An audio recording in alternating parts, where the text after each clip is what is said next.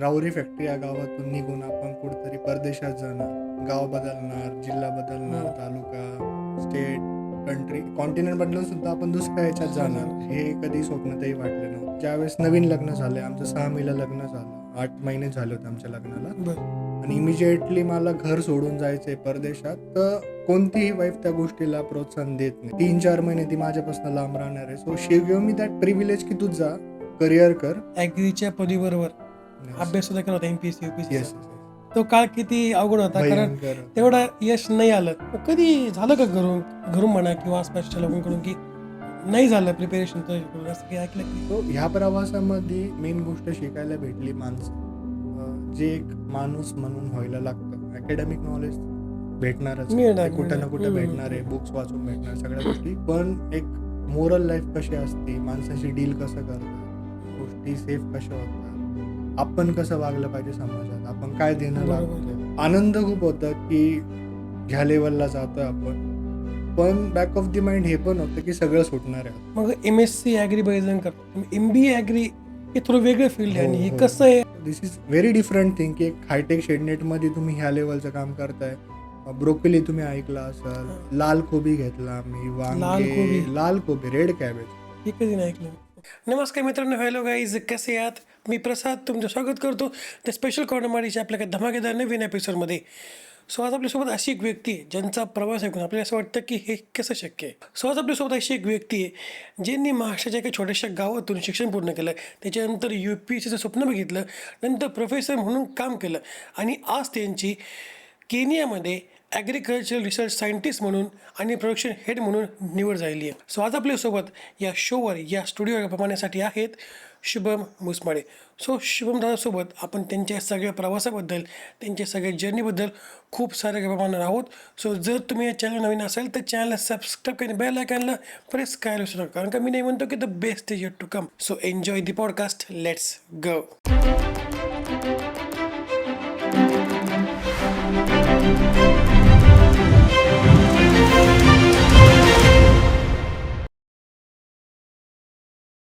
So नमस्कार शुभम दादा, तुमचं स्वागत आहे स्पेशल कॉर्नर मराठीवर. नमस्ते नमस्ते.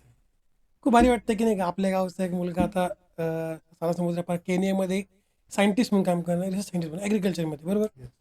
तर खूप काही जाणून घ्यायचं आहे, खूप काही प्रश्न आहे. एक छोट्याशा गावातून येतोय आपण, तुम्ही काय मी काय, आपण छोट्या गावातून येणार माणसं आहे. तर कधी वाटलं होतं की आपण इतक्या लांब जाऊन सायंटिस्ट म्हणून काम करू, ऑन फील्ड म्हणा की कसं ॲग्रिकल्चरमध्ये, बरोबर. बरोबर. कधी वाटलं होतं असं? अह, प्रसाद, तुला पण माहिती आहे की लहानपण सगळं इथंच गेलेलं आहे. जवळच स्टुडिओच्या जवळच आपली स्कूल आहे. स्कूल आहे.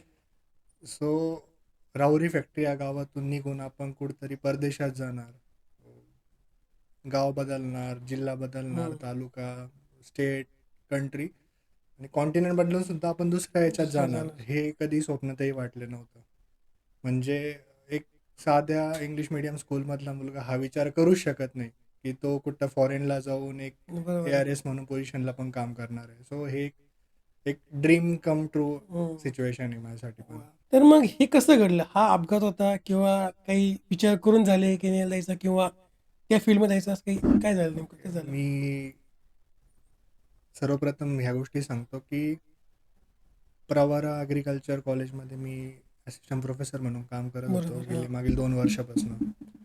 तर तिथं ॲज अन प्रोफेसर काम करत असताना पण मी बऱ्यापैकी रिसर्च ओरिएंटेड कामं करत होतो. हायटेक प्रोजेक्ट माझ्याकडे होते रिगार्डिंग लाईक 22 क्रॉप मी हँडल करत होतो एका वेळेस. 22 क्रॉप. 22 क्रॉप. आम्ही हायटेक शेडनेटचा पण प्रोजेक्ट उभा केला होता. सर्वसाधारणपणे माझे मित्र पण फॉरेनला रिसर्चमध्ये आहे. सो एक बॅकग्राऊंड छोटंसं होतं की रिसर्चमध्ये हे चालतं. तर हे करत असताना विचार केला की आपण फॉरेनला जाऊ शकतो. काही सर्कमस्टान्सेस असे होते की मला प्रवारा सोडावे लागले की आपण बाहेर जातोय, तर मला एक टाईम पाहिजे होता की विचार करण्यासाठी. हे करत असताना, विचार चालू असताना माझी जी वाईफ आहे सायली, सो तिने जस्ट सजेस्ट केलं की आपण फॉरेनला का नाही विचार करू राहिलो, इंडियन ॲग्रिकल्चर रिसर्चमध्ये करण्यापेक्षा आपण बाहेर ॲब्रॉड का नाही चान्स घेऊ राहिलो. मीनवाईल हे सर्च करत असताना ऑपॉर्च्युनिटी भेटली मला केनियाची. पोझिशन चांगली होती, ऑपॉर्च्युनिटी खूप चांगली होती, पॅकेज चांगलं होतं. आणि मेन गोष्ट म्हणजे ॲग्रिकल्चरमध्ये रिसर्चमध्ये त्या लेवलचं काम करायला भेटणार होतं. प्लॉट्स मोठे होते माझ्याकडं. सो मी विचार केला की आपण ग्रॅब करायला पाहिजे ती बरोबर. अपॉर्च्युनिटी. छोटेसे रेफरन्स लागले, रेकमेंडेशन लेटर पण लागले मला इकडनं आणि आफ्टर ऑल दिस थिंग्स एक चांगल्या पोझिशनला सिलेक्शन झालंय सिलेक्शन आता माझं झालं. असं. बरं तुम्ही मला ऑफ कॅमेरा म्हणले होते की तुमची वाईफ नसती तर तुम्ही गेलेच नसते किंवा विचार पण केला नसता. नाही, मी कधीच गेलो नाही. घरून कसं पडेल? मला घरनं आई-वडिलांचा फुल सपोर्ट आहे. हां. म्हणजे बाहेर जाणं वगैरे ह्या गोष्टीपेक्षा पण मी जे डिसिजन घेतोय, हं. ते फॉर शुअर त्यांना प्लसच होतं तसंच. माझ्यासाठी. बट मेन गोष्ट होती कसं होतं, की ज्यावेळेस नवीन लग्न झालंय, आमचं 6 मेला लग्न झालं. 8 महिने झाले होते आमच्या लग्नाला बरं. आणि इमिजिएटली मला घर सोडून जायचंय परदेशात. तर कोणतीही वाईफ त्या गोष्टीला प्रोत्साहन देत नाही. आफ्टर बरोबर ऑल आहे, ती पण 100% माझ्या घरामध्ये नवीन आहे. तिला पण सासू-सासरे आहे. सो 3-4 महिने ती माझ्यापासून लांब राहणार आहे. So she give me that privilege की तू जा, करिअर कर. शी हॅड फुल सपोर्ट. तो मोरल सपोर्ट पण होता. बाकी सगळा बॅकअप होता तिचा, हं, की हं, तुझा हं. घर सांभाळायला मी आहे आणि एकुलता एक आहे मी घरामध्ये. सो मी गेल्यानंतर माझी जी जबाबदारी आहे ती सगळी तीच निभावणार आहे. का मुलाची जबाबदारी ती बघणार आहे. So that was like privilege for me की ती होती म्हणून मी ते डिसिजन घेऊ हं, हं, शकलो. हं. म्हणजे आता तुम्ही दोघं जाणार नाही आहेत, तुम्हीच जाणार आहे. फर्स्ट 3 आता मंथ्स काही माझा दिवस. प्रोबेशन पिरियड आहे. ट्रायल चालू झाल्यानंतर मग 3 महिन्यांनी ती येणार आहे हं, मागनं. हं, हं. टिल दॅट एकटाच आहे मी. मग असं. कसं वाटलं की जेव्हा पहिल्यांदा कळलं की आपल्याला ही अपॉर्च्युनिटी भेटते हं, इतक्या हं, मोठ्या हं. स्टेजवर, कसं वाटलं? मिक्स फिलिंग्स होत्या. आनंद खूप होता, की ह्या लेव्हलला जातोय आपण. पण बॅक ऑफ द माइंड हे पण होतं, की सगळं सुटणार आहे आता. ते तर होतंच.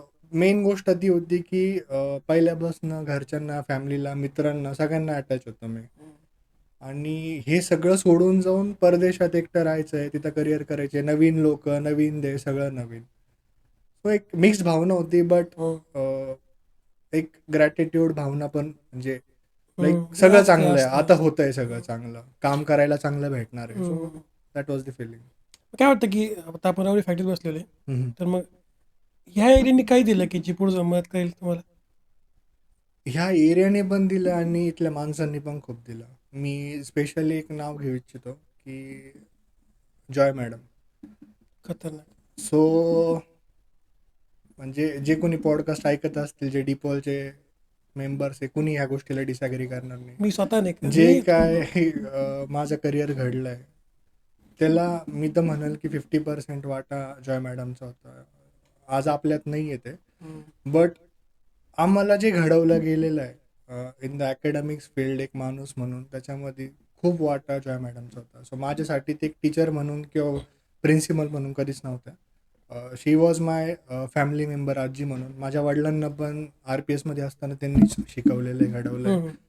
आणि मी फॉर्च्युनेट आहे की ते मला शिकवायला होते किंवा मी त्या स्कूलमध्ये होतो. सो त्यांचं एक नाव. त्यानंतर वाईट प्रसंगामध्ये मित्र होते. सो सगळ्या गोष्टींमध्ये ह्या माणसांनी सपोर्ट केलेला आहे. सगळ्या ह्याच्यात कोविडचा काळ आपण दोघांनी पण बरोबर बघितलेला आहे की आहे, बरोबर सिच्युएशन आहे. कशा होत्या. त्याच्यामध्ये पण गावांनी खूप सपोर्ट केलेला खूप आहे. support आपण केलं. एकमेकाला जपलं सगळ्यांनी आणि आज आपण इथपर्यंत पोहोचलेलो आहे त्या 100% सिच्युएशननंतर. तुम्ही म्हटले ना की जॉय मॅडम, तर मी सांगतो माझ्या आसपासच्या लोकांना माहीत असेल, घरचे म्हणतील की मी आत्ता इथं आहे, तर त्याचा 80% 90% पार्ट मॅडमचा आहे. मॅडम. एकला एक मी असं म्हणत होता ना की मॅडम जर नसत्या तर कदाचित मी इथं कुठंच नसतो. ठीक आहे, त्यांचं ते बोलायचं नाही, आनंद राहून गेलं, त्याच्या आधीच त्यांचं ते गेले मी आपल्यातून. मॅडमचा जस्ट एक इन्सिडेंट सांगतो की घरचे गहू होते आणि आय यूज टू कम मॅडमला गहू द्यायचो मी. हां. फरीदा म्हणून त्यांची हां, मेड हां, होती. तर हां, ती बरोबर. सगळ्या गोष्टी करायची. हं, आय गेस 11ला मॅडम गेल्या जानेवारीला. हं. तर मी 7 का 8 जानेवारीला मॅडमकडे आलो होतो. अनफॉर्च्युनेटली घराला कुलूप होतं. मॅडम हॉस्पिटलला गेलेल्या होत्या आणि ती हं. भेट माझी राहून गेली राहून आणि गेली. ती लाईफटाईम ती रिग्रेट राहिला की मी नंतर का नाही येऊ शकलो. सकाळी कळलं की मॅडम हॉस्पिटलला गेले. 8:30 पर्यंत तुला पण माहिती आहे की न्यूज हां, आलेली होती न्यूज आपल्याला. आली सो होती. मी जर काही आयुष्यात गमावलं असेल ना, तर त्यात जॉय मॅडमचं पहिलं नाव हं. आहे. She was like everything for me. आणि मी जेवढं माझ्या पॅरेंट्सशी शेअर केलेलं नाही कधीच. माझ्या आई-वडिलांना पण काही गोष्टी माहीत नव्हत्या. ते मी सगळं जॉय मॅडमशी शेअर करायचो. वाह! एव्हरीथिंग, वाह! Every single thing madam share करायचो. 10वीला तर पूर्ण इथंच होतो मी मॅडमच्या हं. घरी. ऋषी होता खुश सोबत होता. आपलं. इथंच राहायचो आम्ही. त्यांचं नाही का शेवटच्या काळात त्यांच्या पायाचं हो, ऑपरेशन हो, झालं होतं. हो. तेव्हा सुद्धा आता नाही का रिक्षा ए प्रसाद कसं चाललंय म्हणजे त्यांच्या भाषेत येस, येस, येस. हिंदीमध्ये वगैरे, पण ते इतकं होतं. त्यांना काही गरज नाही. त्यांचं आजार नाही, पण नाही. चाललेले. त्यांनी गाडी थांबवून, रिक्षा त्यांची थांबवून विचार. मला विचारत होते, की "तू कुठे आहे प्रसाद?" त्याला बोलवा. Yes, yes, yes. हे झालेलं त्यामुळे खतरनाक ग्रेट वाटतं. येते ग्रेट ते. आहे मला आता अंगाला पण काटा काटा आलाय येतोय. ते. खरंय, खरंय. कनोवो लिमिटेड बरोबर? कॅनोवो, कॅनोवो. कॅनोवो, ओके. कॅनोवो. तर मग नैरोबीमध्ये तुम्ही असणार आहात येस, आता. Yes, yes. तर मग ते नेमकं रोल काय? म्हणजे प्रोडक्शन हेड मॅनेजमेंट काय नेमकं ओके, काय? मी ज्यावेळेस माझं सिलेक्शन झालं, तर कॅनोवो नावाचे एक इंटरनॅशनल कंपनी आहे. बेसिकली अवोकाडो रिसर्चमध्ये त्यांचं काम आहे. बरं. That is one of the major crops in Kenya. Kenya. आणि 100% त्यांचं एक्सपोर्ट बाहेरच होतं. ओके. सो बेसिकली पोझिशन होती ARSची, ॲग्रिकल्चर रिसर्च सायंटिस्टची आणि प्रोडक्शन हेडची. मी क्लिअर करतो 2 रिफाईल हे, की माझं काम बेसिकली असणार आहे सस्टेनेबल ॲग्रिकल्चरवर काम करणं. सो आता सस्टेनेबल ॲग्रिकल्चर काय हे थोडंसं सांगतो मी. हां. आपण आधी ऐकलं असेल की 1 एकराच्या शेतामध्ये 100 टन ऊस येतोय. बरं. आपण सगळ्यांनी ऐकलंय. मी पण ऊस उत्पादक होतो. ॲव्हरेज. आज जर आपण बघितलं तर त्याच एका एकरामध्ये 30 टन पण माल निघत नाही आता. जे 100 टन निघायचा तो 30 टन पण निघत नाहीये. काही येत्या काळामध्ये अजून 5 वर्षांनी तो 10 टनापर्यंत पण जाणार आहे. तर आपण आपल्या फ्युचर जनरेशनला देतो काय मग? हं. शेतीत आपण केमिकल फर्टिलायझर टाकत चाललोय, प्रोडक्शन घेतच चाललोय, पण त्याच्याबरोबर शेतीचं डिप्लिशन होत चाललेलं आहे. बरोबर आहे. पूर्ण शेती खराब होत चाललेली आहे आपली. सो बेसिकली माझं काम असणार आहे सस्टेनेबल ॲग्रिकल्चरची, की असे ट्रायल्स घेणं किंवा मेथड डेव्हलप करणं, की ज्यांनी फर्टिलिटी पण मेंटेन होईल आणि फ्युचर जनरेशनसाठी पण ते सिक्युअर राहणार आहे बरोबर. विथ ही आजची गरज भागून सुद्धा. सो बेसिकली तो माझा रोल असणार आहे. बरोबर. आणि प्रोडक्शन हेड मला पोझिशन कंपनीने दिली. तर त्यामध्ये असणार आहे की माझ्या अंडर खाली एक टीम असणार आहे, फार्म मॅनेजर्स असणार आहे. त्यानंतर प्रत्येक गोष्टीचं एंटोमॉलॉजिस्ट असणार आहे, ॲग्रोनॉमिस्ट, हॉर्टिकल्चरिस्ट. ही सगळी आमची एक 600-700 लोकांची टीम टीम आहे, असणार. इन्क्लुडिंग द कॅज्युअल वाह! लेबर्स. या सगळ्यांना घेऊन एक क्वालिटी प्रोडक्ट देणं आणि सस्टेनेबल प्रोडक्ट देणं हे आमचा बेसिकली रोल असणार आहे आता तिथे. हे कसं झालं नेमकं? म्हणजे डिपॉल आधी, येस, येस. नंतर मग कुठे प्रवारा नाही सॉरी डिपॉल नंतर 11वी-12वी हे कसं ASC होतं? College ASC Rahuri, college ASC Rahuri. वडिलांकडेच होतो मी. त्यानंतर KK वाघ नाशिक. आणि मग परभणीला सिलेक्शन झालं. माझं ऑल महाराष्ट्र रँक 7th होता बरं. MBA ॲग्रीला. त्यानंतर तिथं गोल्ड मेडलिस्ट होतो मी. आणि त्यानंतर मग मी प्रिपरेशन पण करत गेलो कॉम्पिटिटिव्हचं. नंतर कोविडचा पिरियड आला. एक सांगू इच्छितो की त्या दरम्यान 2019-20 बॅचला माझं इंटेलिजन्समध्ये पण सिलेक्शन झालं, इंडियन इंटेलिजन्समध्ये. बरं. होम मिनिस्ट्री कंडक्ट करत असते तो पेपर. हां. बट द रिझन वॉज की मी जॉईन नाही केलं. एकुलतं एक होतं आणि आईला सोडायचं नव्हतं. सो ती ऑपॉर्च्युनिटी भेटलेली मी सोडून दिली. थोडंसं रिग्रेट होतो आज पण त्या गोष्टीचा, पण मी सोडून दिलं. त्यानंतर प्रवरेला जॉईन केलं मी. ऑलमोस्ट 2 वर्ष मी तिथं काम केलं आणि देन ह्या गोष्टी चालू झाल्या. KK वाघला असताना BSc ॲग्रिकल्चरला होतो मी. त्यानंतर MBA ॲग्रिकल्चर मी पाथ चूज केलं. थोडंसं एक वेगळं काहीतरी नॉर्मल मला मास्टर्स करायचं नव्हतं एका सब्जेक्ट ओरिएंटेड. हा प्रवास चालू झाला मग. मग MSc ॲग्री बरेचजण करतात. मग MBA ॲग्री हे थोडं वेगळं फील्ड आहे हो, आणि हे हो. कसं आहे आणि नेमकं का ते घेतलं तुम्ही? रिझन असं होतं की ज्यावेळेस तुम्ही MSc ॲग्री बोलता, जे ॲग्रिकल्चर ग्रॅज्युएट आहे ते समजू ग्रॅज्युएट्स शकतील. तर स्पेशलायझेशन एक स्पेशल सब्जेक्टमध्ये करावं लागतं. So if I have to continue my MSc ते मला ॲग्रोनॉमीमध्ये करावं लागेल किंवा एंटोमॉलॉजीमध्ये, जे किडे वगैरे असतात झाडांवरचे त्याच्यावर. और हॉर्टिकल्चर म्हणजे फक्त हॉर्टिकल्चर क्रॉप. पॅथॉलॉजी घेतला आपण, प्लांट पॅथॉलॉजी, तर डिसिजेस जे असतात प्लांटवर. सो स्पेशलायझेशन एका सब्जेक्टमध्ये होतं. आणि मला माहीत होतं की जर एका सब्जेक्टला थोडंसं स्टॅग्नंट राहिलो आपण तर त्याच्यावरच आयुष्यभर काम करावं लागणार आहे, ग्रोथ नाही आहे. ट्रेंडिंगमध्ये होतं MBA ॲग्रिकल्चर, नवीनच फील्ड होते, काहीतरी नवीन शिकायला भेटणार होतं. अजून बऱ्याच जणांना माहित नसेल MBA ॲग्री असं काय खूप. आता तर ज्यावेळेस आम्ही होतो त्यावेळेस अंडर ग्रॅज्युएशनला MBA नव्हतं, सॉरी ॲग्रिकल्चर बिझनेस मॅनेजमेंट नव्हतं. बट राईट नाव ABMच्या खूप सारे कॉलेजेस आहे. महाराष्ट्रामध्ये पण आहे, इंडियामध्ये पण आहे, ग्रँट्स भेटला आहे त्याला. इवन प्रवरेमध्ये मी ABM कॉलेजलाच ॲसिस्टंट प्रोफेसर म्हणून काम केलं आहे. सो तो ट्रेंडिंग होता आणि एक ॲग्रिकल्चर बरोबर बिझनेस पण तुम्ही करू शकत होता, बरोबर. जी आजची गरज होती काळाची. तर मग विचार केला की मास्टर्स त्याच्यामध्ये करू. फॉर्च्युनेटली एंट्रन्स पण चांगली गेली, स्कोर पण चांगला आला, सिलेक्शन पण झालं गव्हर्नमेंट कॉलेजला. So that was the reason असं. मग आता टीचिंग फील्डमधून इकडे कधी शिफ्ट झाला? मग त्रास झाला? कारण मुलांना शिकवायची सवय असते आपल्याला आणि मग नंतर डायरेक्ट नाही, ऑन मी फील्ड काम चालू झालं. जे माझे डायरेक्टर होते प्रवर इन्स्टिट्यूट ऑफ ॲग्रिकल्चर सायन्सेसचे professor doctor Uttamrao Kadam sir. आपले जेवढं पण MCR आहे त्याचे चेअरमन होते, HOD होते, म्हणजे ग्रेट पर्सनॅलिटी. सो बेसिकली त्यांच्या नावावर ऑलमोस्ट 100+ पेटंट्स होते. So he was a research scientist. त्याचबरोबर नंतर आम्हाला ॲड झाले प्रोफेसर दिलीप माले, जे सॉईल सायंटिस्ट होते. So he was also a great personality. So ते दोघं जण मेंटर म्हणून भेटले. ऑलरेडी ते रिसर्च सायंटिस्ट होते, त्यामुळं इतके प्रोजेक्ट्स आम्ही हाताला घेतले. सो यू विल वंडर की प्रवऱ्यासारख्या एरियामध्ये एक खडकाळ जमिनीवर आम्ही स्ट्रॉबेरी उगवलेली आहे. विथ वा. ₹280 पर केजीचा रेट सुद्धा आम्ही मिळवलेला आहे. वा. विथ दॅट कुणी आत्ता ऐकलं पण नसेल की आपण रतून घेत असतो, आपण खोडवा घेतो ऊसाचा, हम्म. एकदा कट केल्यानंतर परत तेच पिकवतो, त्याला रतुनिंग म्हणतात. बरं. सो आत्तापर्यंत विद्यापीठामध्ये पण कॅबेजचं रतुनिंग घेतलेलं नाही आम्ही. तिथं रिसर्च करून रतुनिंग घेतलं, सक्सेसफुली रतुनिंग घेतलं आम्ही. त्यानंतर हायटेक शेडनेटमध्ये शिमला मिरची घेतली, कलर लाल, पिवळा, हिरवी शिमला मिरची. ऑलमोस्ट 260-70चा रेट भेटला आम्हाला. आणि त्याच एका फील्डवर आम्ही 22 क्रॉप घेतलेले. सो 22 क्रॉपचे 22 आजार असतात, त्याच्यावर रोग पडलेला वेगळा असतो, कीड पडलेली वेगळी असते. एवढ्या सगळ्याचं मॅनेजमेंट आम्ही केलं आणि सक्सेसफुली कंडक्ट केलं आम्ही ते. म्हणजे यू विल वंडर की शिमला मिरची बरोबर आम्ही जरबेरा पण घेतला. दिस इज व्हेरी डिफरंट थिंग की एक हायटेक शेडनेटमध्ये तुम्ही ह्या लेवलचं काम करताय. ब्रोकोली तुम्ही ऐकला असाल, लाल कोबी घेतला आम्ही, लाल कोबी. वांगे, लाल कोबी, रेड कॅबेज. हे कधी नाही ऐकलं मी. सो आपले जेवढे पण हॉटेल्स आहेत तिथं आमच्या इन्स्टिट्यूटनी प्रोव्हाइड केलं त्यांना की तुम्ही बरं. घ्या, एकदा ट्रायल घ्या. घरी पण आणले मी. So it was like research oriented कामं चालू होते. सो 6ला जायचं, 8-9 पर्यंत फील्डवर. मी 6लाच घरनं निघायचो. नवीन लग्न झालेलं असताना मी 6ला निघायचो, 9 पर्यंत फील्डवर, 9 ते 5 परत कॉलेज, जे प्रोफेसरचं काम होतं, लेक्चर्स घेणे, आणि 5 नंतर परत फील्डवर. बापरे. सो ही रेग्युलर रुटीन होतं मला. सो अचानक प्रोफेशनल की प्रोफेसर म्हणून होतो आणि शिफ्ट झालो असं नाही झालं. सो 2 वर्षापासून होतं काम तुमचं. चालूच होतं आमचं. मग घरून कधी शिवेने बसले की अरे, टाइम देत नाहीये?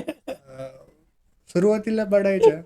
बॅचलर होतो तेव्हा तर काही अडचण नव्हती, आई पप्पा Bachelor ऍडजस्ट असल्यावर व्हायचे. चालतं. बट नवीन लग्न झालं होतं. सो त्याच्यावर मी आता काही करत नाही, एवढी घरच्यांची काही चालली, पण हो, मला माहिती आहे की तो टाइम द्यायला वेळ नाही, खूप नाही. खूप हे असतं.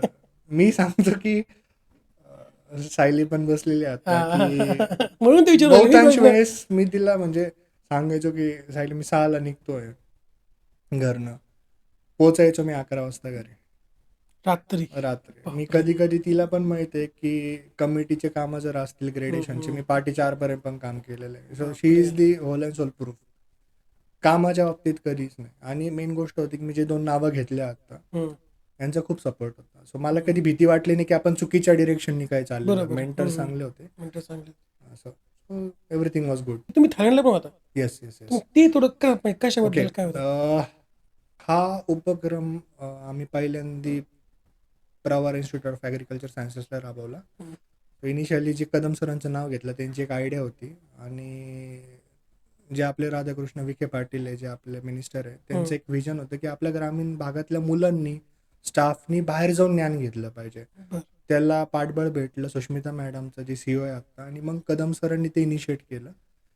फॉर्च्युनेटली मला ऑपॉर्च्युनिटी भेटली की मी त्या टीमला ॲड व्हावं. सो आम्ही पहिली बॅच पाठवली होती 30 मुलांची आणि 6 स्टाफची. त्या 6 स्टाफमध्ये मी होतो. सो बेसिकली ती ट्रेनिंग स्टुडंटची झाली होती सेम जे माझं आत्ता काम असणार आहे, sustainable agriculture related with environmental गोष्टी सगळ्या. याच्यावर आम्ही ट्रेनिंग घेतली 1 महिन्याची. AIT बँकॉक, जी QS रँकिंग 250च्या आसपास आहे आता, one of the Asia's finest institute आहे. तिथं आम्हाला ऑपॉर्च्युनिटी भेटली, शिकायला भेटलं. दत्ता सर होते तिथं. आणि फॉर्च्युनेटली माझाच एक मित्र आहे, डिपॉलचाच आहे आपला, शुभम गाडे. सो इज हा, माय हा, व्हेरी गुड फ्रेंड. बरोबर. तो बीटेक इंजिनियर आहे. तो माझ्याबरोबरच के वागला बीटेक केलं नाही, मी त्यांनी. ओळखतो त्याला शुभमला. येस. सो तो पण होता तिथं. तो ऑलरेडी तिथं PhD करतोय. त्यामुळं खूप शिकायला भेटलंय तिथं. So that was the AIT thing. आता मग 12वी नंतर तुम्ही ॲग्रीकल्चर घेतलं बरोबर. हो. तर मग हे कॉन्शियस चॉईस होता का? कारण शक्यतो ॲग्रीमध्ये किती जण जातात हे आजकाल हो थोडंसं हो.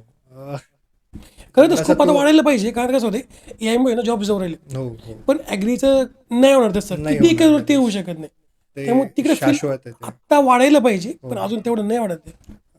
मी जस्ट एक प्रश्न सांगतो तुला की 12वीचे दिवस होते आणि इफ यू मेमोराईज की क्रिकेटमध्ये मला खूप आम्ही तस्लीम सर होते इथले, त्यामुळे क्रिकेटमध्ये कायमच राहायचो. जस्ट दॅट रिझन की 12वीला सुद्धा एक्झामच्या पिरियडमध्ये मी क्रिकेटच खेळत होतो. झोनल झाले, कोकणकडनं खेळलो मी, सीझन बॉल क्रिकेट खेळायचो. बापरे. सो एक्झामच्या वेळेस सुद्धा त्याच्यामध्ये असल्यामुळं मला 12वीला मार्क्स पडलेले 58% फक्त.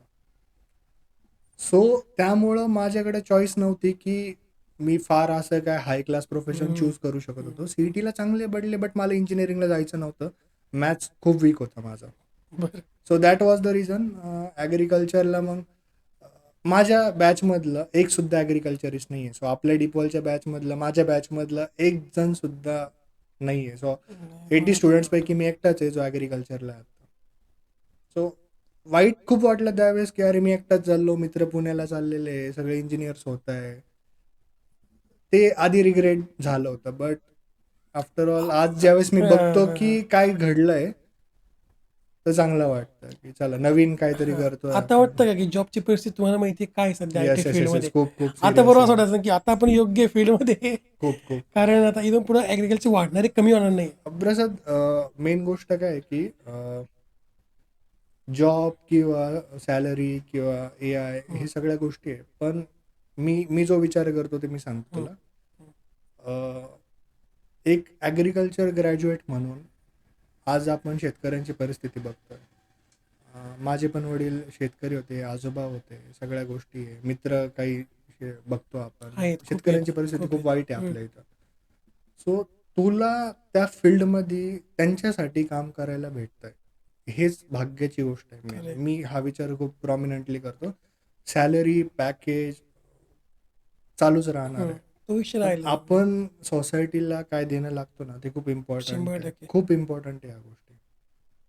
खूप लोकांना रिअलाईज होत नाही. आपण आपल्या पॅकेजकडे बघतो. आज जर मी बघितलं माझं पॅकेज खूप हाय गेलं. एक नॉर्मल इंजिनिअरपेक्षा पण खूप खूप कमावणार आहे. आहे. But apart from that satisfaction याचं आहे मला की मला ह्या लोकांसाठी काम करायला भेटणार आहे.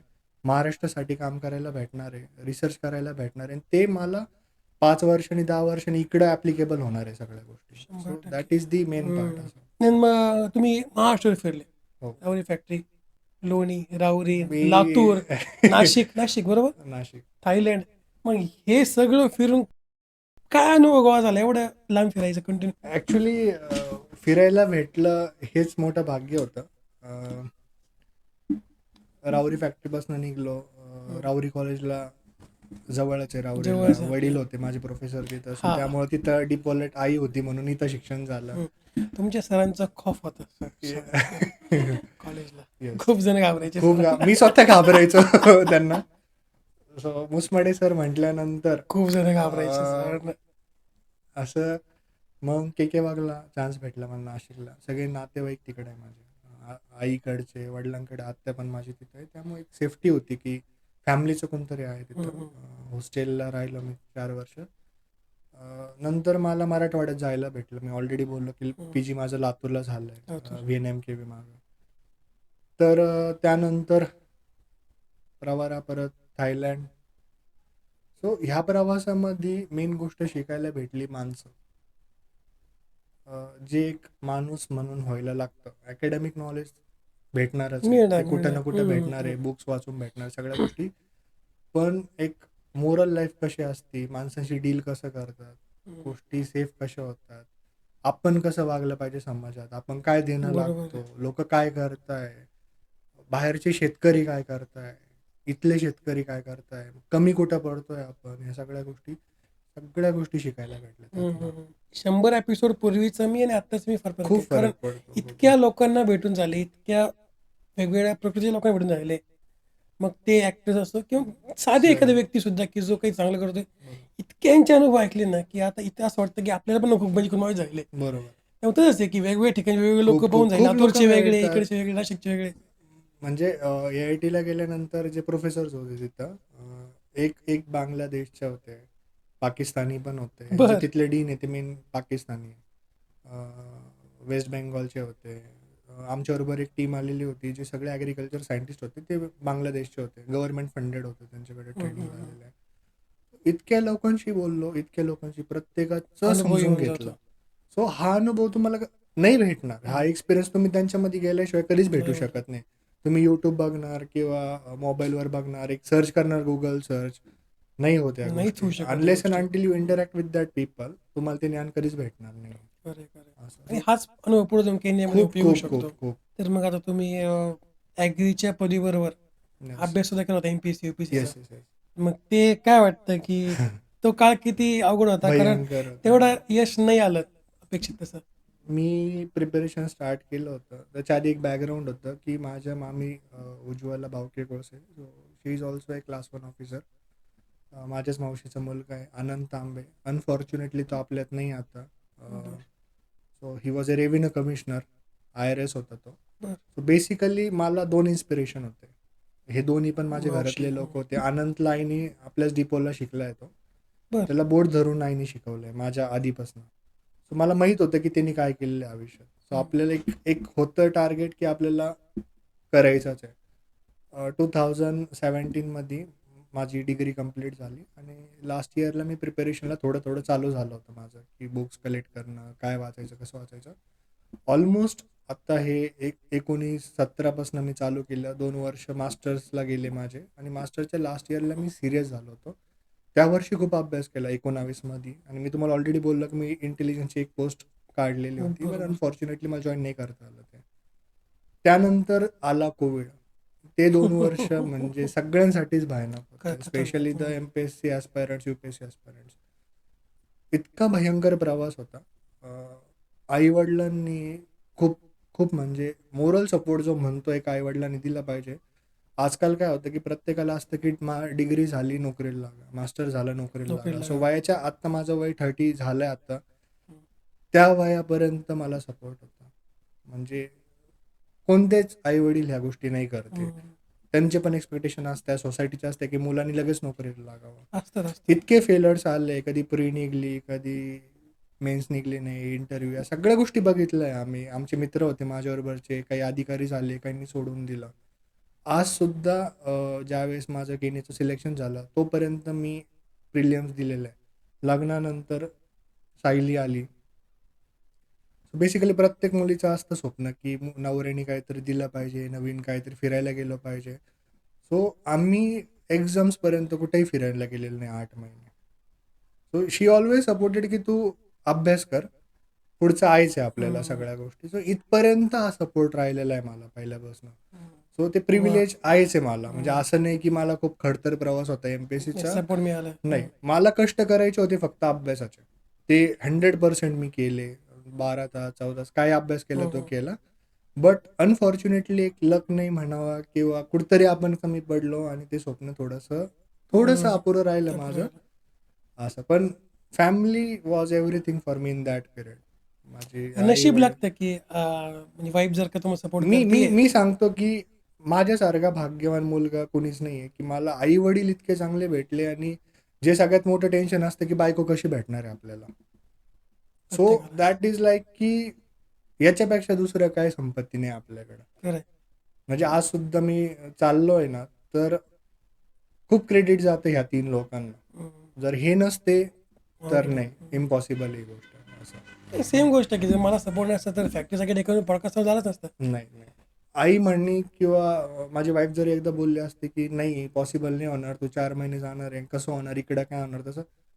तो मोरल सपोर्ट झिरो होऊन जातो त्या माणसाचा. विचार तो केलाच करूच लागेल. शकत नाही ते. मग कधी झालं का घरून घरून म्हणा किंवा आसपासच्या लोकांकडून की नाही झालं प्रिपेरेशन तुझ्याकडून, असं काही ऐकलं कधी? 12वी झाली माझी. मी ऑलरेडी बोललो, की मुसमडे सरांचा मुलगा. एक सीनियर प्रोफेसर, आणि 58% पडले. सो त्यावेळेस मला जास्त क्रिटिसिझम भेटलं. मी म्हणजे एम-पी-एस-सी तर खूप नंतरची गोष्ट आहे. मला असे पण कमेंट्स आले होते, की "सर याला आता टपरी टाकून द्या." मी इथपर्यंत ऐकलेलं आहे. माझ्याच फॅमिली मेंबर्सकडनं ऐकलंय, मित्रांच्या फॅमिलीकडनं ऐकलंय, शेजारच्या पाजारच्याकडे ऐकलेलं आहे मी, की आता 12वी 58% पडले, तो काही इंजिनियर होणार नाहीये.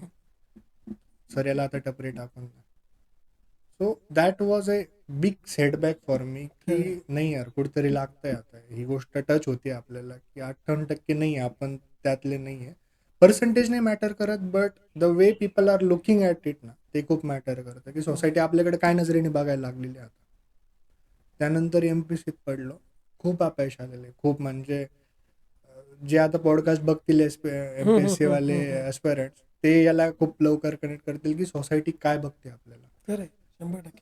ज्यावेळेस तुम्ही 28-29 पर्यंत घरी असता, प्रत्येक लोक तुम्हाला विचारतो, की "अरे किती दिवस पेपर देणार आहे तू? होतं का नाही याचं काय?"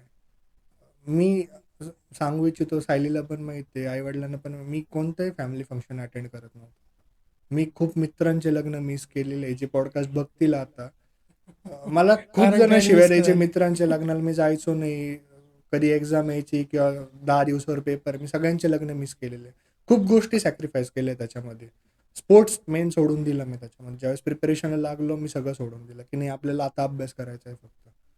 सगळं म्हणजे एक म्हणतो ना एक लाईफ असते, फिरणं, मजा-मजा करणं. नाही, नाही झालं माझ्याकडनं कधीच ते. सो ते सॅक्रिफाइसेस आहे आणि सोसायटीकडनं प्रेशर होतं. फॉर शुअर प्रेशर होतं. एक प्रत्येक मुलं तुला पण असणार आहे, की अरे 100%. पॉडकास्ट जर फेल झाली तर काय करायचं? लोकं नावं ठेवणार आहे. तू एक पहिल्या व्हिडिओनंतर तुला पण म्हटलं, "काय करू राहिलेला आहे हा?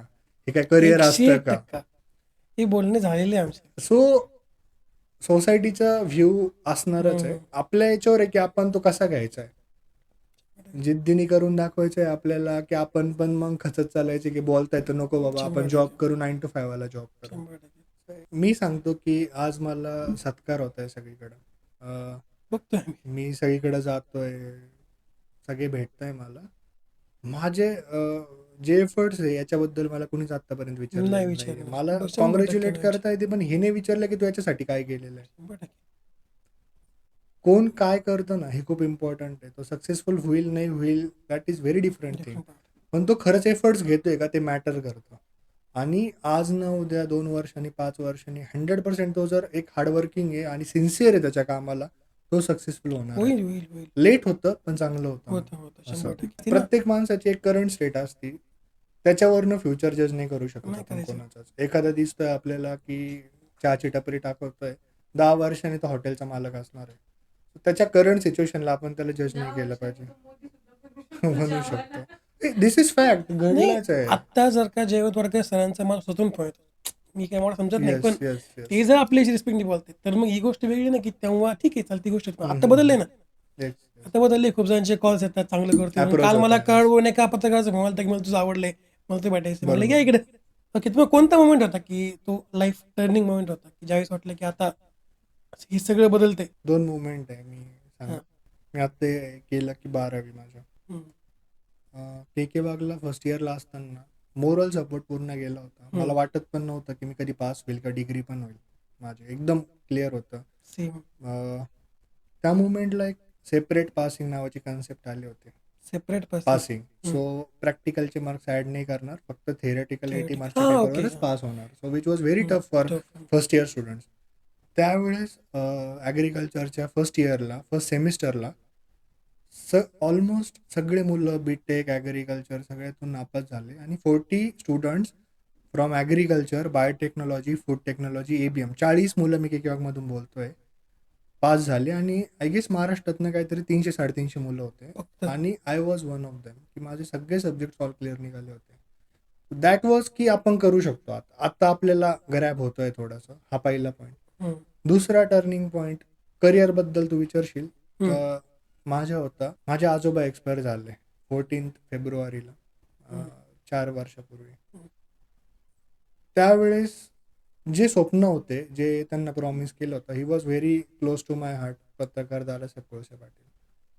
सो मी जसं जॉय मॅडमचा उल्लेख केला, तसं मी यांचा पण उल्लेख करेल, की यांच्याशिवाय काय नव्हतं मी. सो तो माणूस गेल्यानंतर आता काय करायची खूप मोठी भीती होती. मी आई-वडिलांशी बऱ्यापैकी कमी शेअर करतो. जरी आमची बॉन्डिंग चांगली, सो आय फिअर की नको. थोडंसं हात आखडून असतं माझं. ते गेल्यानंतर मी ठरवलं होतं, की आता करावं लागणार आहे काहीतरी. प्रवाराला बेस भेटला मला. मी काम केलं. मग एक डोक्यात होतं, की मला बेस पाहिजे आता काम करायला. मग that was very turning point, की जे 2 माणसं होते, मॅडम गेल्या. लगेच आप्पा पण गेले. म्हणजे त्याच वर्षी घडलेलं आहे. 11thला जानेवारीला मॅम गेल्या. 14 4 वर्ष झाले असतील. फेब्रुवारीला आजोबा गेले आणि मेमध्ये आनंद गेला. मी तुम्हाला बोललो जो भाऊ होता, तो पण गेला. टर्निंग पॉइंट होते. खूप खूप भयंकर टर्निंग पॉइंट्स होते. मग थोडंसं सिरियस व्हावं लागलं थोडंसं लाईफमध्ये. अजून पण मी फार नाही पुश आउट होत असतो. पण आहे जे चालू आहे ते व्यवस्थित चालू आहे आता. इतके सगळे सत्कार होतात. एक मेमोरेबल मोमेंट आठवतोय कोणता की जो शेअर करू शकता? तुमच्या कॉलेजमध्ये तुमचा सत्कार झाला. तुम्ही जिथे शिकलात किंवा जिथं डिपोला कधी झाला? डिपोलला मी अजून नाही नाही गेलेलो. अजून गेले. नाही गेलेलो. एक मुवमेंट असं असतं की माझी आई आणि सायली बाहेर गेलेले होते. मला कन्फर्मेशन आले त्यांचे आणि त्या मुवमेंटला मी यांना सांगितलं की झालंय माझं. सो त्या मोमेंटला जे असतं ना, तोच एक मुवमेंट आहे Wow. की झालंय आता काहीतरी. केनियाला तुम्ही तुमची निवड झालेली आहे कॅनोमध्ये. तर मग त्याची प्रोसेस कशी होती? ते कसं झालं नेमकं? एक्झाम असते, एक्झाम आहे. बरं. रिटर्न एक्झाम असते. त्यानंतर इंटरव्ह्यू होता, डिरेक्टर बॉडी बसते. त्यानंतर तुम्हाला प्रेझेंटेशन द्यावं लागतात की तुमचे रिसर्चचं काम आहे का ॲक्च्युली तुमचं. 2-3 इंटरव्ह्यू झाले आय गेस माझे आणि मग निगोशिएशन्स आणि मग फायनल एक मोठी. Actually I started this process from July. जुलै जुलै, 25. ऑगस्ट, जुलै, ऑगस्ट, 25 ची. September, October, November, December, Jan आणि फेब 4ला मला कन्फर्मेशन आलं. 8 महिने ऑलमोस्ट या प्रोसेसला लागले. सो कन्व्हिन्स करणं, या सगळ्या गोष्टी करणं, अप्रोच होणं. फॉर्च्युनेटली माझा मित्र पण आहे तिथं, अमोल चौधरी म्हणून. So he also supported me in this की तू कर आहे. So he is already a research scientist over there. तो सांगत होता की असं करायचं आहे आपल्याला सगळ्या गोष्टी आणि झालं. मग आता एक्सेप्टन्स पण जे भेटला. मुलं 12वी सुटू राहिले, आता हो, 12वी पेपर संपतीलच हो, किंवा संपले असतील कदाचित. हो. तर मग त्यांनी काय करावं? MSc ॲग्री का MBA ॲग्री? अह, काय सांगता येईल? मी सांगेल की ज्याची त्याची आवड पाहिजे. तुम्हाला जर खरंच शेतीतलीच आवड आहे, बिझनेसमध्ये नाही, पण एक कोर शेतकरीची आवड, तर BSc MSc ॲग्री. आणि जर तुम्हाला वेगळं काहीतरी करायचं आहे, बिझनेस ओरिएंटेड करायचं आहे, तर फॉर शुअर तुम्ही ABM MBA कडे जावे तुम्ही. काय डिफरन्स काय? मेजर डिफरन्स मेजर काय डिफरन्स पडतो असा आहे त्यामध्ये? की BSc MSc ॲग्री एक कोर शेतीबद्दलच रिलेटेड आहे हम्म. आणि MBA ॲग्री किंवा ABM जे म्हणतो ॲग्रिकल्चर बिझनेस मॅनेजमेंट, हम्म. ते एक बिझनेस पॉईंट ऑफ व्ह्यूने मुलांना घडवतं आता. याच्यामध्ये सब्जेक्ट्स पण असतात की food business management, principles behaviour, HR management, तुम्ही ऐकलं असेल. ॲग्रिकल्चर फायनान्सबद्दल पण आहे, इकॉनॉमिक्सबद्दल पण आहे, ॲग्रिकल्चर इकॉनॉमिक्स. तर एक बिझनेस पॉईंट ऑफ व्ह्यूनी जर असेल तर MBA ॲग्री ABM और कोर शेतीकडेच जायचं आहे आपल्याला की एक शेतकरी म्हणून किंवा सायंटिस्ट म्हणूनच जायचं आहे, तर मग तर मग MSc. BSc MSc ॲग्री असं. म्हणजे ते तुम्हाला ऑल ओव्हर तयार केलं जातं का? म्हणजे बिझनेस किंवा शेतीमध्ये बिझनेस काय तरी पण तुम्ही तयार बऱ्यापैकी होतो. डेव्हलप होतं. एक सिलेबसच तसा फ्रेम झालाय आता. पण मग तुम्ही मगाशी म्हणले जॉय मॅडम, आई वडील आणि साहित्य, काय, हे सगळे सोडून अजून कोण ज्यांनी इन्स्पायर केलं? मामा माझा. कोण? मी एक इन्सिडेंट सांगाल की हा. पत्रकार म्हणजे हे पण रेकॉर्डला ठेवा हम्म. की that was also very turning point. 12वी नंतर मला कमी टक्के पडले होते आणि इंट्रोवर्ट आहे मी. त्या मुवमेंटपासून मी खूप इंट्रोवर्ट झालो होतो की मला कनेक्ट व्हायचं नव्हतं कोणाशी. एक रूम माझं. तर on a very one day की म्हणजे की 12वी झाली आणि आता काय करायचं म्हणजे एकदमच ब्लँक होतो मी की पुढं काय आता आपलं. आणि अनफॉर्च्युनेटली त्या इयरला ॲग्रिकल्चरचे ॲडमिशन डिले झाले होते. बरं. हे सगळ्यात ते अजून स्पॅन वाढला माझा विचार करण्यासाठी. तर त्या मुवमेंटला माझे जे मामा आहे पत्रकार संजय कोळसे पाटील, कोलारचेच आहे. सो त्यांनी मला रूममध्ये घेतलं आणि कोणीच नाही, आई वडील नाही, कोणच नाही. आणि तो पण ऐकत असेल, त्याला ती मुवमेंट आठवत असेल. तो जो कानमंत्र होता, तो मी आता पब्लिकली नाही सांगणार काय होता. तिथून ते खूप होतं कारण की अपार्ट फ्रॉम आई मी त्यालाच घाबरतो फक्त. घाबरता मी घाबरतो त्याला. एक आदरयुक्त भीती येते. वाचते. हो. कारण की मी त्याची लाईफ बघितलेली आहे. तो प्रवास बघितलेला आहे. एक चांगल्या घरातून, एक श्रीमंत पॉवरफुल घरातून तो येतो. त्याचं पण करिअर असंच होतं की सुरुवातीला काय नाही आणि इतकं सडन पीक घेतला म्हणजे अ, खूपच. So that is also very inspiring for me की अरे आहे. आणि मेन मेन होतं की वडील माझे. मी जस्ट 2 मिनिटात हा प्रवास सांगेल वडिलांचा माझ्या. अ, तू मुसमडे सर बोलला, खौफ बोलला, 2 शब्द बोललेस तू. तू मुसमडे सर त्याच्या आधीचे बघितलेले नाहीये. मी नाही. तुला एक 11 वर्षाची जर्नी सांगतो. बर. वडिलांची जॉइनिंग झाली 2006 मध्ये एस सी कॉलेज राहुरीला. राहुरी. त्याआधी माझा जन्म 1995 ला झाला. लग्न 94 ला झालेलं आहे माझ्या आई-वडिलांचं. पप्पा माझे राजगुरुनगरला सर्व्हिसला होते. So he was on A government post. शिक्षण सेवक 3 वर्ष करावं लागतं आणि त्यानंतर परमनंट होतात. 3 वर्ष पूर्ण केल्यानंतर एक रिझर्वेशनची पोस्ट आली तिथं आणि माझ्या वडिलांना पायउतार व्हावं लागलं. त्यानंतर 11 वर्ष माझे वडील गव्हर्नमेंट सर्व्हंट नव्हते. प्रायव्हेट कंपनीमध्ये, ॲग्रिकल्चर कंपन्यांमध्ये मार्केटिंगचा जॉब केला त्यांनी. आपल्याकडं मी म्हणजे नाव घेतो हे की शरीफ भाई म्हणून आपल्याकडं एक हे माहिती. कार डीलर आहे. त्यांच्याकडं गाड्या पुसण्याचं काम केलेलं आहे माझ्या वडिलांनी. बापरे. आपल्याकडं भारत गॅसची एजन्सी होती हा नाक्यावर. हा. तिथं 200 रुपयांनी टाकी उचललेली पप्पांनी. कामाची कोणती लाज काहीच नाही. आणि मोस्ट इम्पॉर्टंट पार्ट की त्यावेळेस माझे आजोबा आपल्या राहुरी कारखान्याचे डायरेक्टर होते. दोन्ही पण आजोबा बर. माझे दोन्ही पण पॉवरफुल आहे. दोघं हे पण असून एक पण स्ट्रॉंग बॅकग्राऊंडमधून येतात. दोघं पण म्हणजे आईकडचे पण आजोबा आणि इकडचे. अपार्ट फ्रॉम एव्हरीथिंग स्वतःचं होतं म्हणून कष्ट केले. म्हणजे हे ऑन रेकॉर्ड बोलण्याची गरज काय आहे की सगळ्यांना वाटतं की मला प्रिव्हिलेजेस आहे की गव्हर्नमेंट सर्वंट आहे वडील. पण त्याआधी पण ह्या गोष्टी बघितलेल्या आहे आम्ही. 100%. सो यात्रेत गेल्यानंतर खेळणी घ्यायची सुद्धा नव्हती. सो मला मला चांगलं आठवतं. मला काहीच कमी केली नाही आई वडिलांनी. पण हाईड अँड सीकच्या पुड्याऐवजी पार्लेजी प्रेफर केलेलं आहे आम्ही. आई माझी जॉबला लागली त्यावेळेस डिपॉलला 600 रुपये पगार होता. हा बरोबर आहे. माझे वडील घरी होते. मी तुला ऑलरेडी बोललो की हे कामं करत होते. 600 रुपयावर आमचं घर पण चाललेलं आहे. आजची सॅलरी सोडून दे कुठपर्यंत आलोय आम्ही. हे बघितलेलं आहे प्रसाद आम्ही. म्हणजे लोकांना खूप भारी वाटतं की बंगला, गाडी सगळं आहे, सगळं आहे. त्याच्या मागं हे पण आहे आमचं. खरं. त्या पिरियडमध्ये नातेवाईक नाही.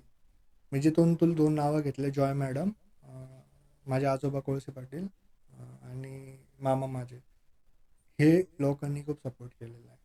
माझा शुक्रवारचा बाजार कोलारला होता, तो सुद्धा माझ्या घरी यायचा. कारण की बाजार घेण्याची 200 रुपये नाही. हे दिवस बघितलेले. आज गव्हर्नमेंट सर्व्हंट आहे. मी सायंटिस्ट म्हणून जाणार आहे. हे तर आहेच आहे. हे दिवस आम्ही बघितलेले. माझ्या आई-वडिलांनी पण बघितले. त्यामुळं त्या आहे ते बॅकग्राऊंडच आहे. त्यामुळं कष्ट करायची लाज नाही. मी प्रवरित असताना असिस्टंट प्रोफेसर होतो. एक सीनियर पोस्ट आहे माझ्याकडं. मी पाठीवर पंप घेऊन सुद्धा फवारे मारले ज्यावेळेस लेबर नसतील. माझ्याकडे जे व्हिडिओज आहे, कोणालाही खोटं वाटत नाही. सायली पण आहे. मेच्या उन्हामध्ये आम्ही खड्डे खणलेले झाडांसाठी. ती पण प्रूफ आहे या गोष्टीला, की आम्ही ह्या गोष्टी केलेल्या आहेत. ह्या गोष्टी सगळ्या आहे, की आई-वडिलांचं आईनी तर 22-25 वर्ष सर्व्हिस केलेली आहे. डिपॉला तिचा आय गेस 22 वर्षाचा हा खूप एक्सपिरियन्स वर्ष आहे. झाली बघतोय. खूप वर्ष. माझ्या लहानपणापासून म्हणजे मी पूर्ण पण बघायला लग्नाच्या बघतो आधीपर्यंत ती तिथंच होते.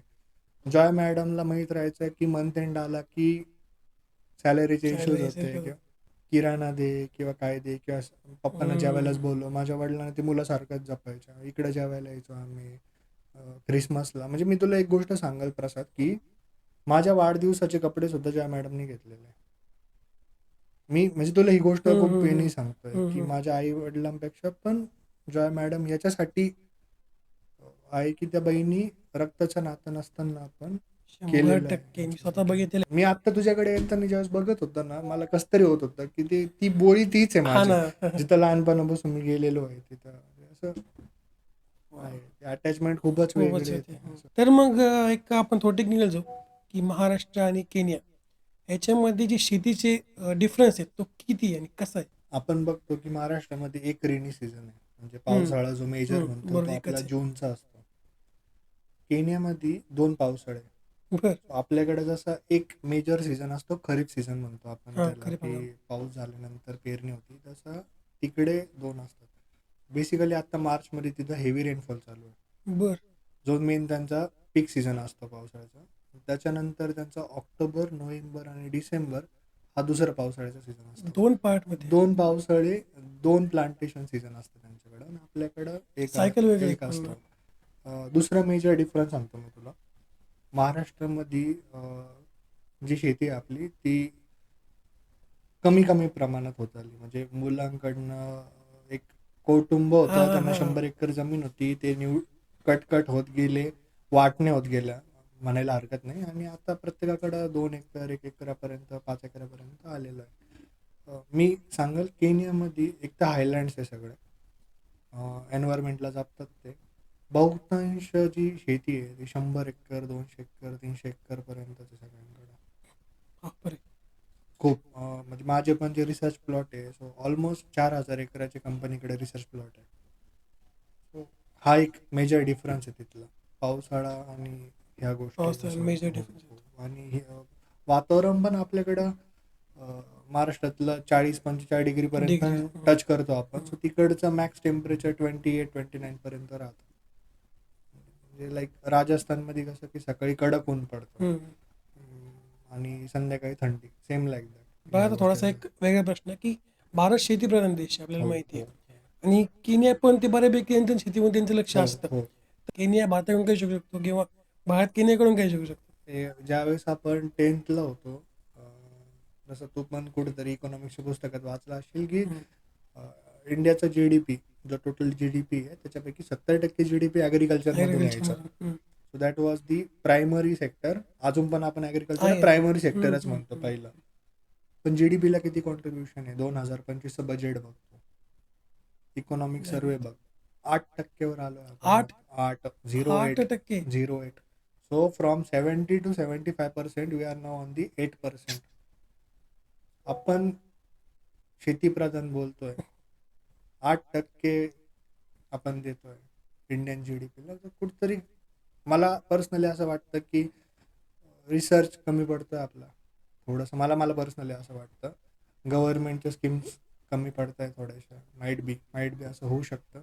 आपला पण शेतीकडे बघण्याचा अप्रोच थोडा आता बदलायला लागला. तो पण बघ, जे शेतकरी कुटुंब आहे, मुलगा जर समजा एकुलता एक मुलगा असेल, तो जर पुण्याला गेला, इंजिनिअरिंगचं काम करतोय, तो ॲज अन इंजिनियर, परत येणार नाही तो शेतीकडं.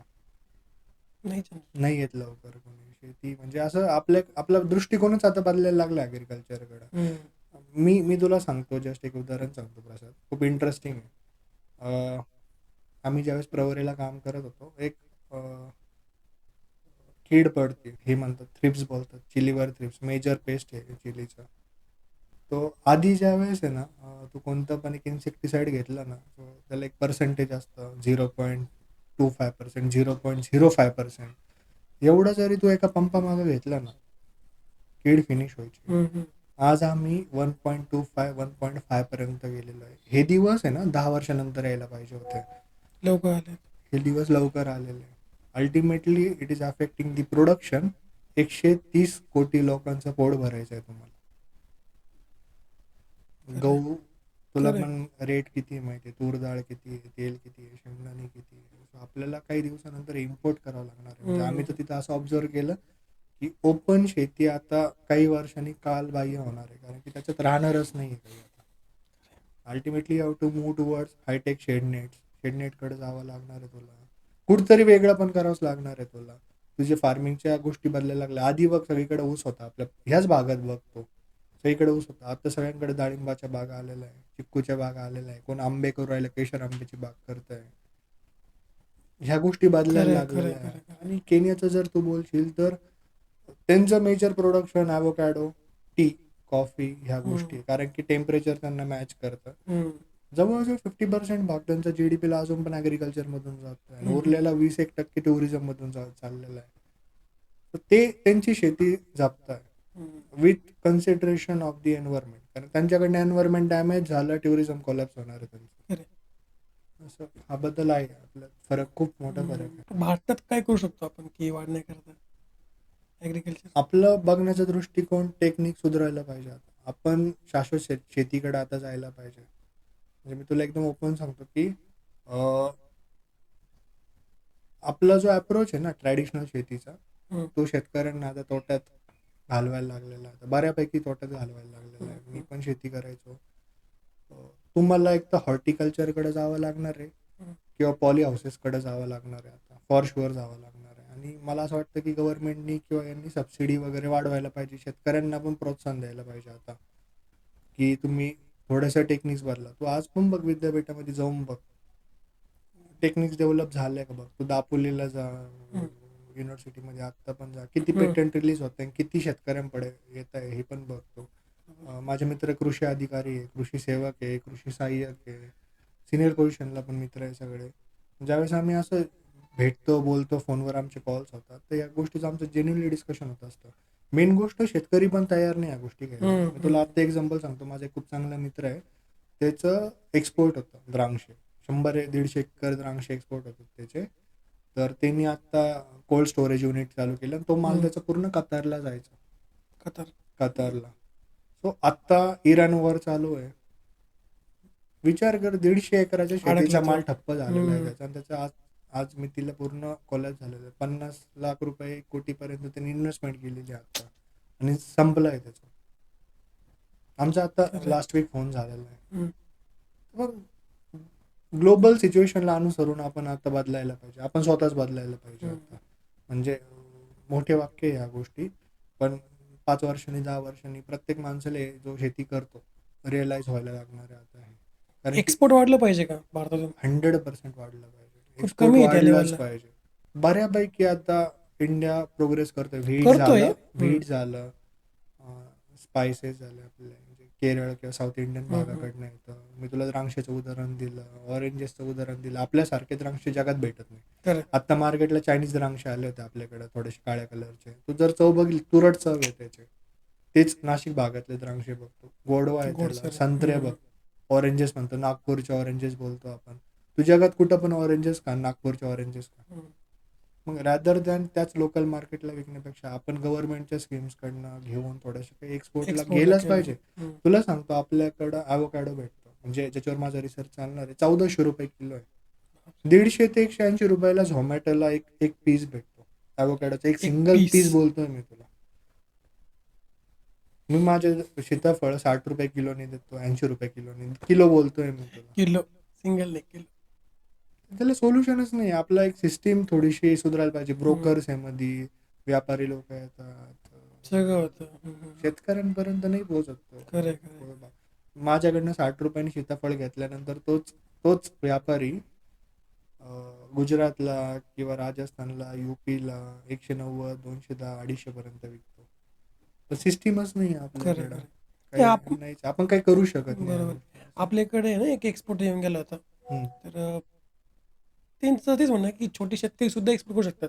हो, पण ते माहीतच नाही खूप जणांना की एक्सपोर्ट होते. काहीच माहीत नाहीये. फार्मर प्रोड्युसिंग कंपनी आपल्याकडे खूप सारे ऑप्शन्स आहे. गव्हर्नमेंट रिलीज करत आहे ते फॉर शुअर. आता मी रिसेंटली बघतो की नवीन PM किसानच्या स्कीम येऊ राहिल्या, खूप गोष्टी, सोलारच्या स्कीम्स येऊ राहिल्या. पण मेन प्रॉब्लेम कुठे येतोय माहिती का, की बेस पर्यंत नाही पोहोचू राहिलेलं आहे. ते रिलीज होत आहे, गुगलला येत आहे, ॲग्रिकल्चरच्या सगळ्या वेबसाईट्सवर येत आहे, बट ते शेतकऱ्यांपर्यंत कोण पोहोचवणार आहे? बेसिक काम म्हणजे आमचं जे जनरेशन आहे, जे अधिकारी मित्र आहे सगळे, ते हेच बोलतात की आपलं मेजर काम आहे की शेतकऱ्यांपर्यंत पोहोचवणं. ह्या कृषी सेवक असू दे, कृषी खूप खूप जास्त मित्र आहे. काही असे पण मित्र आहे माझे जे शेतीमध्ये खूप खूप पुढे गेलेले, खूप जास्त सुपेरियर शेती करतात. एक शेतकरी मुलगा आहे ज्याला 20 एकर शेती आहे. त्याला मुलगी बघायची आहे, नाही भेटणार. क्लेरिकल असेल ना पुण्यामध्ये 20,000 रुपये नोकरी करणारा, त्याला मुलगी देतील, पण 20 एकरावाल्याला मुलगा जस्ट बिकॉज की तो शेती करतो. 100%. हा आपला माइंडसेट झालाय आता. तो कुठेतरी बदलायला पाहिजे. कारण की तुम्ही जर आपल्या आई वडिलांचे 60-65 पर्यंत गेलेले आहे, त्यांची शेती संपणार आहे आता काही वेळ. यंग जनरेशन कोण शेती करणार आहे? मी तुला मगाशीच बोललो, 130 कोटी लोकांचं पोट भरवायचं आहे आपल्याला. कोण भरवणार आहे? कोण? यंग जनरेशन कशी येणार आहे त्याच्यामध्ये जर असा अप्रोच आहे तर? ते असेल मुलंच नाही येणार ना शेतीमध्ये. नाही जर येणार, ॲटिट्यूड असा असेल, सॉरी मुलींचा पण, तर मला माहिती, मी खरी गोष्ट बघतोय आहे मी. ती पण आहे. मी तुला मगाशी काय बोललो की मी फॉर्च्युनेट की मला बायको चांगली भेटलेली आहे.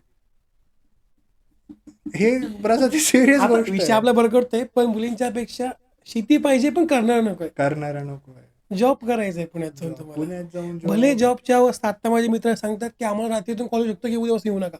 एक खरी गोष्ट आहे ती. तो शेतीकडे बघण्याचा दृष्टिकोन, ॲग्रिकल्चर ग्रॅज्युएट्सकडे बघण्याचा दृष्टिकोन हे बदललंच पाहिजे. मी सांगतो की मला त्या गोष्टीचं चांगलं एअरेस झालं, पोझिशन भेटली. ॲटलिस्ट जे अपकमिंग जनरेशन ते बघतील तरी की फक्त BSc ॲग्री करून कंपनीत नाही जात आहेत मार्केटिंगचा जॉब करायला. इकडे पण ऑपॉर्च्युनिटीज आहे, बाहेर ऑपॉर्च्युनिटीज आहेत आहे आहेत. आपल्याला. त्यानिमित्ताने शेतीकडे वळणार आहे लोक. पण आता रासायनिक शेती सुद्धा वाढते आपल्याकडे. ऑर्गॅनिक फार्मिंग वळतं. खूप खूप पाहिजे. पाहिजे, गरजेचंच आहे. करणं एक्सपोर्टचा गरजेचं आहे. विषय काढला ना, केमिकल युक्त जी फळं असतात एक्सपोर्ट होत नाही. नाही होत. हे तुला बरं. पण माहित आहे, तू ऐकलं असेल. आता जे केनियाचे जे ॲव्होकाडोज आहे फुल्ली ऑर्गॅनिक आहे, सगळं organic. त्यामुळं त्याला तो रेट भेटतोय. So आपण त्या त्या ऑर्गॅनिक शेतीकडे आता वळवलं पाहिजे. वळवलं तू पाहिजे. केमिकल्स किती टाकणार आहे? तू त्या त्या मातीला देऊ राहिलो केमिकल, ती करूच राहिलेली, पण एका एका मोमेंटला ती पण थांबणार आहे. 100%. त्यानंतर काय तुझं? बरोबर. ऑर्गॅनिक कडे तुला टप्प्याटप्पे, मी तुला म्हणणार नाही हे बघ, असं नाही की तो आज ऑर्गॅनिक शेती करायला लागला फुल्ली होणं शक्य नाही. लगेच तू देतोय त्यांना बायो फर्टिलायझर देऊ राहिलेले होणार नाही, असं नाही होणार. एक ठराविक काळ असतो, तुम्हाला ते कन्सिस्टन्सी ठेवायला लागणार आहे, मग ह्या गोष्टी होणार आहे. तू शहरात जा ना, एक स्टॉल असू दे नॉर्मल फळांचा आणि एक असू दे ऑर्गॅनिक फळांचा, तो 400 रुपये किलो असेल तर तो माणूस घेतील. जाऊन तिथून घेणार आहे. घेणार. कारण की हेल्थ इश्यूज वाढायला लागले आता. तू दूध घेतो, दुधामध्ये त्या गाईला दिलेलं इंजेक्शन राहतं केमिकलचं, तेच दूध तू कन्झ्युम करणार आहे. सो ह्या गोष्टी बदलल्या, आपल्या 100%. हॅबिट्स बदलल्या आता. So organic, yes, that is one of the solution की Solution घ्यायला पाहिजे. व्हायला पाहिजे. तुम्ही एक ॲग्रिकल्चर एक्सपर्ट म्हणून काय सांगाल की महाराष्ट्रातील शेतकऱ्यांनी काय केलं पाहिजे आता? शाश्वत शेतीकडे वळलं पाहिजे आता. मेन पहिली गोष्ट. दुसरी गोष्ट, टेक्निक्स बदलल्या पाहिजे. ट्रॅडिशनल फार्मिंग सोडून आता ॲडव्हान्स फार्मिंगकडे जायला पाहिजे. आपल्याच इथं गोगलगावला एक मित्र आहे माझे, हर्षवर्धन मगर म्हणून. रिसेंटली आता गोष्ट झाली की त्यांनी ॲग्रिकल्चरचा एक ड्रोन आणलाय, एवढा मोठा ड्रोन ओके. आहे, आणि त्यांनी फवारे चालू आहे. मी त्याच्याशी आत्ता बोलत होतो की अरे कसा रेट आहे, काय आहे? तो म्हणे काय नाही म्हणे शुभम, मला काहीतरी त्याला सबसिडी मिळून काहीतरी तो 2-2.5 लाख रुपयाला पडला तो तसा, आणि मी आता 800 रुपये एकराने फवारे घेतोय म्हणे. 800 रुपये एकराने फवारा घेतोय म्हणे. मला पेट्रोल काय त्याचं काय असेल ते लागतं, कॉस्टिंग लाईक 200 रुपीज ओव्हरऑल म्हणे. हे पण शेतकरी करतायत. त्याची स्वतःकडे 25 एकर शेती आहे. त्याचे टरबूज जातात, खरबूज जातात, कांदे जातात, वांग्याच्या सीझनला वांगे असतात त्याचे. पण तो ह्या शेतीकडे पण वळायला, ह्या टेक्निक्सकडे पण वळायला लागलाय ना तो. इकडं जर एखादा सीझन फेल गेला, आपलं माहिती आहे आपलं क्लायमेट बदलायला लागलंय, शेतकऱ्यांनी त्या क्लायमेटच्या अनुषंगाने आता बदलायला पाहिजे. पाऊस किती व्हायला लागलाय आता, तू कधी ऐकलं होतंस का ऑक्टोबरमध्ये नोव्हेंबरमध्ये पाऊस आपल्याकडं?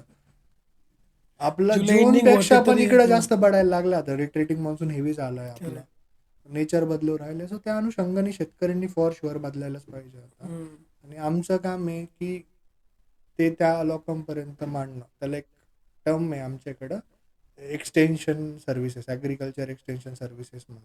बरं, आता काही बेसिक टेक्निक्स आहेत का जे आता शेतकरी महाराष्ट्रातले यूज करू शकतात? जसं मी आता ड्रोन सांगितलं, अजून काय आहेत बेसिक टेक्निक्स? खूप टेक्निक्स आहे. तू साधं न्यूट्रिएंट मॅनेजमेंटवर पण जर गेला ना, तुला एक माहीत असेल की आपण शेतीला पाणी देतो, ड्रीप असतो. ड्रीप शेतकरी काय करतात, ड्रीप चालू करून जातात, निघून जातात. त्या ड्रीपच्या पण टेक्निक्स आहे काही. पाणी किती दिलं पाहिजे, किती आवर्सच्या इंटरव्हलने दिलं पाहिजे. गरज नाही त्यांना पाण्याची, झाडांना बळच.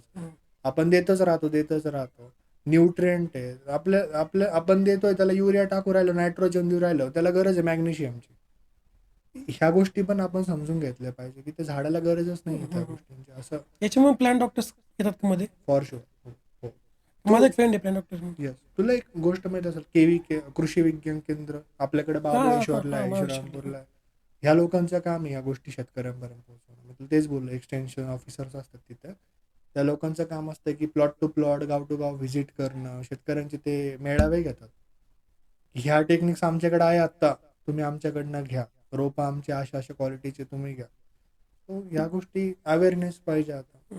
कारण बाहेर जाणं आहे ना, प्लॅन डॉक्टर असतं हे सुद्धा माहित नाही शेतकऱ्यांना. खूप शेतकरी आहे. मी AIT ला गेलो होतो, तर ते सांगत होते तिथं की महाराष्ट्राचे खूप शेतकरी विद्यापीठातनं अधिकारी लोक तिकडे येतात शिकण्यासाठी. महिनाभर थांबतात ते स्वतःच्या खर्चाने. असं आहे आपल्याकडं आता ॲक्सेसिबिलिटी आलेली आहे प्रसाद. फ्लाईट स्वस्त झालेलं आहे, आपण ट्रान्सपोर्ट करू शकतो. जाऊन येऊन शिकलं पाहिजे या गोष्टी असं. तर शेवटचा प्रश्न आपला की तुमचा काय सल्ला राहील एक मुलाला की तो घाबरतोय छोट्या शहरातून मोठी ठिकाणी जायला किंवा ॲग्रिकल्चरमध्ये फ्युचर आहे काही हे त्याच्या डोक्यात टेन्शन असतं किंवा मी बेसिकली सांगेल की काही येता जो काळ राहणार आहे अजून 5 वर्षांनी, तो ॲग्रीचा असणार आहे 100% फॉर शुअर. याच्यात म्हणजे याला दुमतच नाही आहे काही. तो कृषीचाच असणार आहे. कारण की काय म्हणतात त्याला, सिंक्रोनाइज झालंय आता. इंजिनिअरिंग स्ट्रीम सिंक्रोनाइज झाली. AI आलेला आहे आता. सगळीकडे AI आलं आहे. शेतीमध्ये पण AI आलेलं आहे आता. जे ॲग्रिकल्चर ग्रॅज्युएट्स असणार आहे येत्या काळामध्ये, त्यांना हजारो अपॉर्च्युनिटीज आहे आता. मी आत्ता नाही म्हणणार की लगेच पुढच्या वर्षी प्लेसमेंट्स होणार आहे, ओपनिंग्स होणार आहे, फॉरेनला ओपनिंगचे नाही. पण येता जो काळ आहे, ॲग्रिकल्चरसाठी खूप सुवर्ण असणार आहे. कारण की जे यंग जनरेशन आहे त्यांनाच हे करायचं आहे आता. अरे असं आता बिंदास वळलं पाहिजे. हम्म. करिअर विचार करून चूज केलं पाहिजे. असं नाही की मला फॉरेनला जायचंय, केनियाला जायचंय म्हणून ॲग्रीकडे घेतोय. नाही. हम्म. एक काहीतरी चांगलं व्हिजन, एक मोरल म्हणून आपण गेलं पाहिजे. सक्सेसफुली केलं पाहिजे आपण असं. एकच सल्ला राहील की फक्त नाही का की माझा मित्र चाललाय किंवा IT मध्ये खूप जास्त पॅकेज ऐकलं नाही का आधी हे हो, आधी हो, 2-3 हो. वर्षापूर्वीपर्यंत 10 लाखाचं पॅकेज त्याला भेटले, हो. फर्स्ट टाइम 7 लाख भेटले. हो, हो. ते आता पूर्ण राहिले. आता 10,000 माझा मित्र काम करतो पुण्यात बरं का. Yes, yes. 6 महिने झाले त्याचा पगार झालेला नाही. 10,000 काम करते पुण्यात, त्याला घरून घर खर्च घ्यावा लागतो. खर्च घ्यावा लागतो. सध्या परिस्थिती खूप भयानक आहे. भयंकर आहे थोडी. त्यांचे 14 लाखाचे पॅकेज आहे. तो माझा मित्र म्हणतोय की मला रात्रीतून सांगू शकतात की येऊ नको म्हणून. तर तो असं म्हणतोय तर मग नवीन पोरांनी काय करायचं. खरी गोष्ट आहे. सो थँक्यू सो मच दादा. Thank thank you you, so much ताई, प्रसाद. तुम्ही आलात, आम्हाला टाइम देतात का. मेन गोष्ट हा जो प्लॅटफॉर्म आहे स्पेशल कॉर्नर मराठी, प्रसाद तू होस्ट करतोय, तू एक इनिशिएटिव्ह चालू केलंय. आपले जे ग्रामीण भागातले मुलं आहे किंवा जे आहे ज्यांनी करताय ते केलंय. ते तू सगळ्यांपर्यंत पोहोचवतोय. So that is very big thing. Thank पहिली you. गोष्ट तुला कॉंग्रॅच्युलेशन आणि तुला थँक्यू की तू मला इथं ऑपॉर्च्युनिटी नाही. दिली की मला बोलायला भेटलं. माझा जे काय प्रवास होता, जो छोटा प्रवास आहे तो मांडायला भेटला. खूप लोकांपर्यंत पोहोचणार आहे या गोष्टी. सो तुला पहिली गोष्ट थँक्यू. थँक्यू तुला सो पण बेस्ट मच. विशेस या थँक्यू गोष्टीसाठी. So much. आणि आमच्याकडून स्पेशल कॉर्नर करून छोटीशी आठवण भेटतो तुमच्याकरता. Thank you so much. Thank you. So that's it for today guys.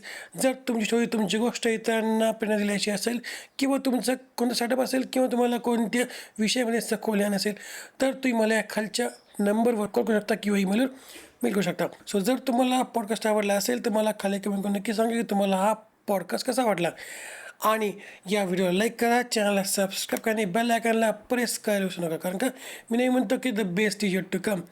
आणि हा पॉडकास्ट तुमच्या प्रत्येक मित्रमैत्रीपर्यंत पोहोचला पाहिजे. आणि भेटूया एका नवीन एपिसोडमध्ये एका नवीन गेस्ट सोबत. तोपर्यंत see you, have good and bye bye.